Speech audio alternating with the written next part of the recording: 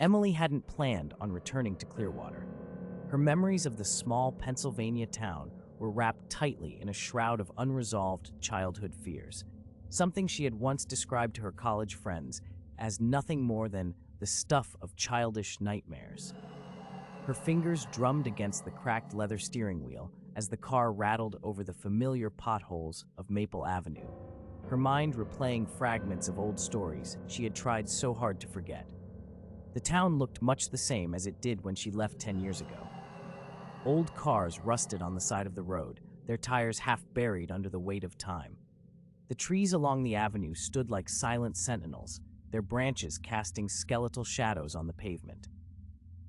Emily's destination loomed ahead, a nondescript house with chipped white paint and a front door that creaked in the wind, unchanged since her childhood. Her brother had called her, his voice a desperate whisper over a shoddy connection. It wasn't like him to sound so shaken, to speak of something so hidden beneath an edge of panic. All he had said was, "You need to come back," before hanging up abruptly.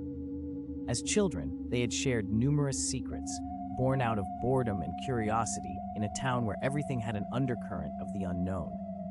But they had never spoken about the Woodsong incident. It was as if all of Clearwater had collectively agreed to forget.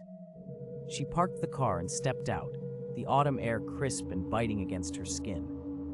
The house greeted her with a hollow silence. Even the wind seemed to hush its whispers as she approached.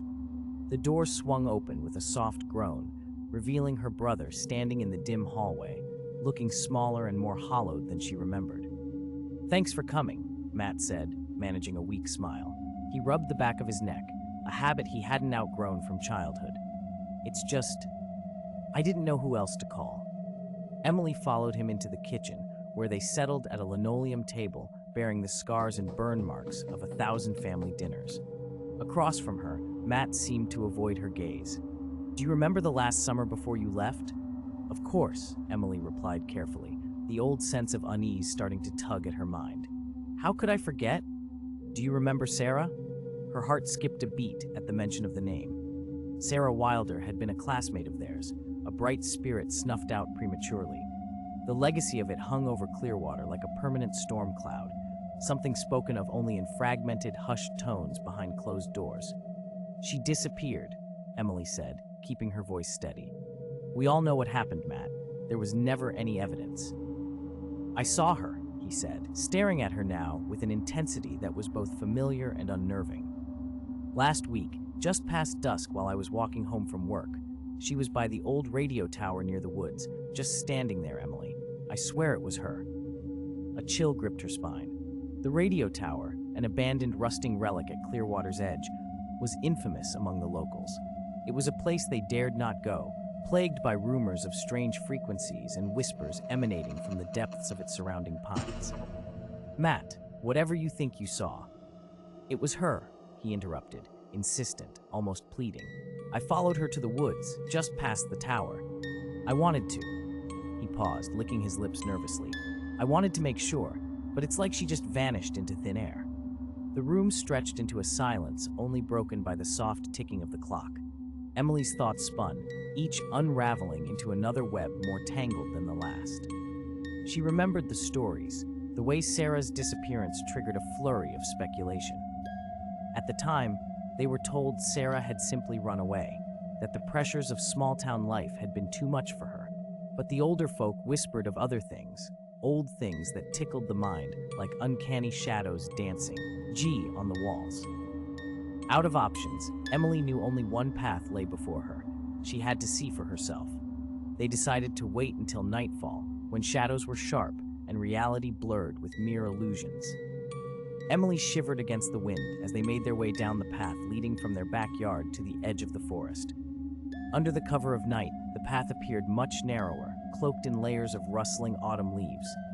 Every step felt like trespassing.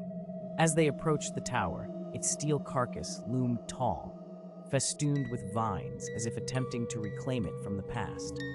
Emily felt a lump in her throat as they approached the site where Matt said he'd seen Sarah. A single flashlight cut through the dark, its beam illuminating only what it could catch before being swallowed by the shadows. "Do you hear that?" Matt whispered. as they paused near an overgrown thicket. Emily strained her ears. At first, there was nothing but the gentle rustle of leaves, but then she heard it, a faint melody, like the music of a faraway choir, twisted and haunting. It didn't fit in this world, sounding almost like a lullaby played from a bygone era, slow and beckoning, like a siren song wrought in whispers carried on the wind. "It wasn't here before," Matt murmured, his face pale in the moonlight. The music seemed to float from the depths of the forest, impossible to pinpoint, yet omnipresent.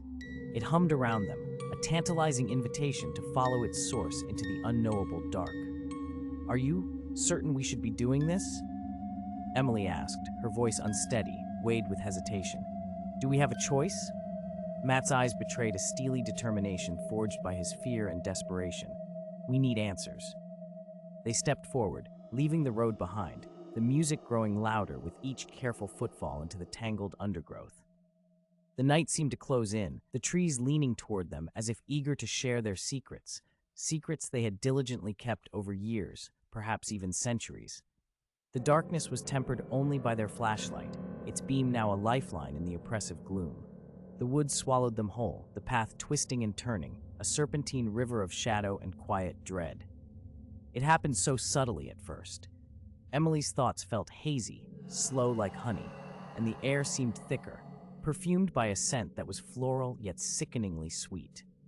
Her head throbbed, a soft drumbeat that pounded with each step, echoing a rhythm in synchrony with her heartbeat. The trees parted as they entered a small clearing bathed in silver moonlight. A circle of stones stood erect at the center, each stone carved faintly with runes long faded, their meanings lost to those who walked among them. The melody's origin was here, thrumming in the air, felt rather than heard, as if it was emerging from within the earth itself. Matt shoved a hand into the pocket of his jacket, withdrawing a folded paper, yellowed and brittle. He spread it on a stone's surface, illuminating its contents with the flashlight. It displayed an old map of Clearwater, with a red X scrawled precisely over their current location.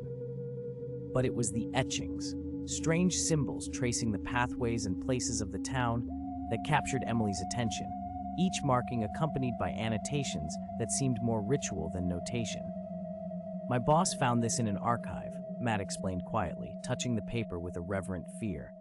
He thought it was witch trial nonsense, kept it as a curiosity. "But look," he pointed toward the stones, their runes remarkably similar to the ones on the page. "Do you think—" Emily's words stuttered and faltered under a wave of foreboding realization.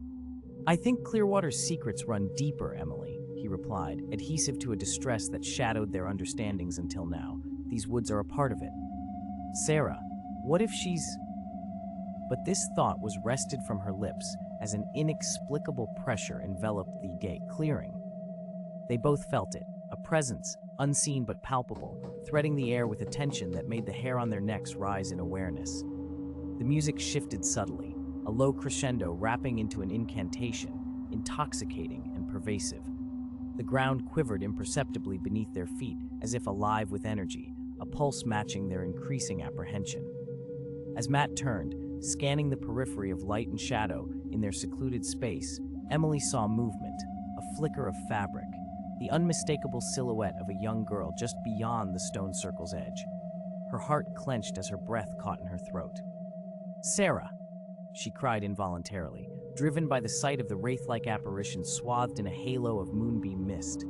Without thought, Emily darted toward the figure, stumbling over the rough terrain, her mind yearning for a truth that had eluded them for over a decade.